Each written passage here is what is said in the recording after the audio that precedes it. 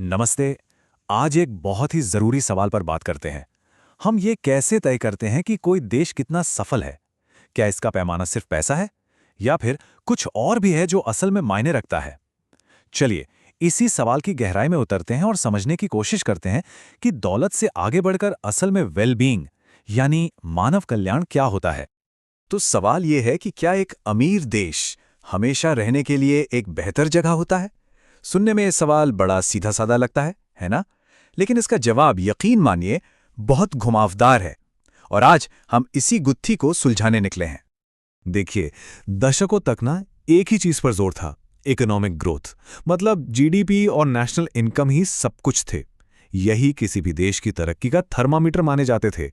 पर धीरे धीरे ये समझ आने लगा कि ये तो पूरी कहानी है ही नहीं, ये तो बस एक छोटा सा हिस्सा है।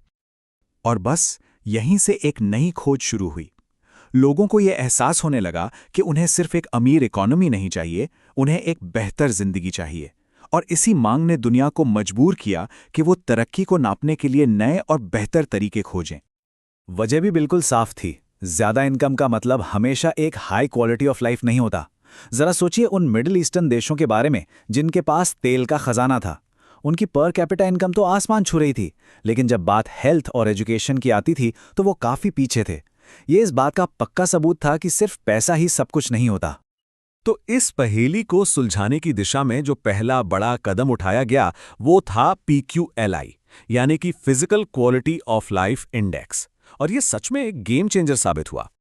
PQLI एक ऐसा इंडेक्स था जो किसी देश में जिंदगी की क्वालिटी को मापता था। पता है इसकी सबसे खास बात क्या थी? ये इस बात पर ध्यान नहीं देता था कि सरकार कितना पैसा लगा रही है, बल्कि इस बात पर कि उन पैसों का लोगों की जिंदगी पर असर क्या हो रहा है। मतलब फोकस इनपुट पर नहीं, आउटकम पर था। और ये असर मापने के लिए PQLI ने 3 बड़ी बेसिक चीजों को पकड़ा। पहला, शिशु मृत्यु दर, यानी कितने बच्चे 1 साल के होने से पहले ही दम तोड़ देते हैं।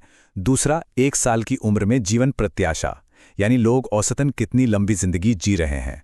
और तीसरा, साक्षरता, यानी कितने लोग पढ़ लिख सकते हैं। इन तीनों को बराबर का वजन देकर एक स्कोर बनाया जाता था। स्कोरिंग का सिस्टम भी बड़ा सिंपल था। 0 से लेकर 100 तक का स्केल। 0 का मतलब सबसे बुरी हालत और 100 का मतलब सबसे बेहतरीन। इससे अलग अलग देशों की तुलना करना बहुत आसान हो गया। उस जमाने के हिसाब से ये एक रेवोल्यूशनरी आइडिया था। सच में PQLI ने पहली बार डेटा के साथ ये साबित कर दिया कि किसी भी देश के विकास के लिए पैसा ही सब कुछ नहीं है। ये दिखा रहा था कि पॉलिसीज का जमीन पर लोगों की जिंदगी में क्या फर्क पड़ रहा है, भले ही देश की इकॉनमी कितनी भी बड़ी क्यों ना हो। लेकिन रुकिए, कहानी यहां खत्म नहीं होती। PQLI तो सिर्फ एक शुरुआत थी। इसके बाद मैदान में आया एक और भी बेहतर और ज्यादा comprehensive index, human development index, यानी कि HDI। HDI भी PQLI की तरह ही एक कंपोजिट इंडेक्स है, पर इसका नजरिया और भी बड़ा है।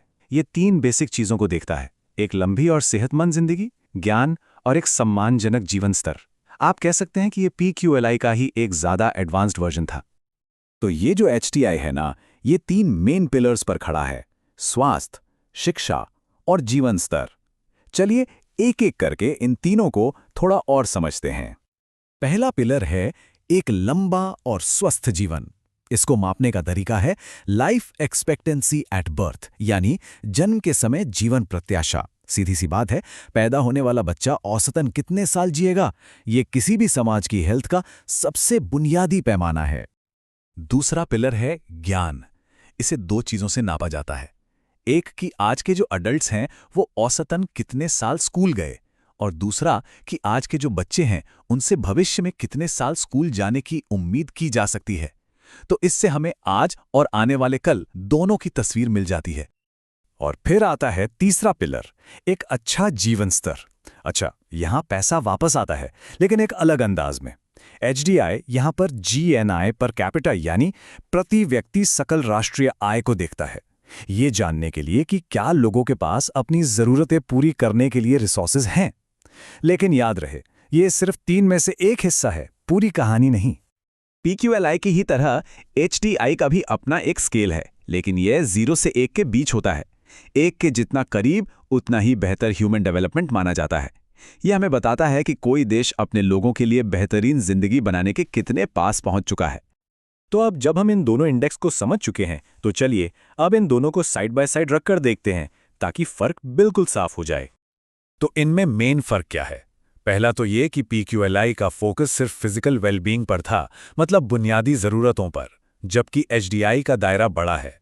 वो ह्यूमन कैपेबिलिटीज़ यानी इंसानी क्षमताओं और विकल्पों को भी देखता है। दूसरा बड़ा फर्क ये कि PQLI ने इनकम को जानबूझकर बाहर रखा था, वहीं HDI इनकम को जीवन स्तर का एक ज़रूरी हिस्सा मानता है। और तीसरा, PQLI एक शानदार शुरुआत ज़रूर थी, लेकिन आज पूरी दुनिया में विकास को मापने का स्टैंडर्ड HDI बन चुका है। असल में सबसे बड़ा फर्क इनकी सोच, इनकी फिलॉसफी में है। HDI सिर्फ ये नहीं मापता कि लोगों के पास क्या है, बल्कि ये इस बात पर जोर देता है कि वो क्या बन सकते हैं, उनके पास अपनी जिंदगी को अपनी मर्जी से जीने के कितने मौके हैं। ये वेलबींग से ज्यादा ह्यूमन पोटेंशियल की बात करता है। तो सवाल उठता है कि ये सारे नंबर, ये इंडेक्स, ये सब क्यों मायने रखते हैं? ये इसलिए मायने रखते हैं क्योंकि इन्होंने तरक्की को देखने का हमारा नजरिया ही पूरी तरह से बदल दिया है। एक रिपोर्ट इस बात को बहुत खूबसूरती से समझाती है। वो कहती है कि HDI दिखाता है कि इंसान होने की सबसे बुनियादी क्षमताओं को हासिल करने में हम कितने कामयाब हुए हैं। एक लंबा जीवन जीना, जानकार होना और एक सम्मानजनक जिंदगी जीना, यही इन सूचकांकों का सार है। सबसे बड़ी बात तो ये है कि इन इंडेक्स की वजह से ग्लोबल लेवल पर पूरी बातचीत का फोकस ही बदल गया। अब दुनिया के लीडर्स सिर्फ नेशनल इनकम पर बात नहीं करते, वो ह्यूमन डेवलपमेंट पर बात करते हैं। इसने प्रगति की परिभाषा को ही एक नया मतलब दे दिया है। और ये हमें एक बहुत ही सरल लेकिन बहुत गहरी सच्चाई की याद दिलाते हैं कि किसी भी देश की असली दौलत उसके खजानों में नहीं, बल्कि उसके लोगों में होती है। पैसा तो बस एक साधन है, मंजिल तो इंसान का विकास है। तो अब ये सवाल हमारे लिए है, अगर आज हमें एक अच्छी जिंदगी का पैमाना बनाना हो तो हम उसमें और क्या शामिल करेंगे? क्या मेंटल हेल्थ को जगह मिलनी चाहिए या फिर हमारे पर्यावरण की हालत को? इस पर सोचिएगा जरूर।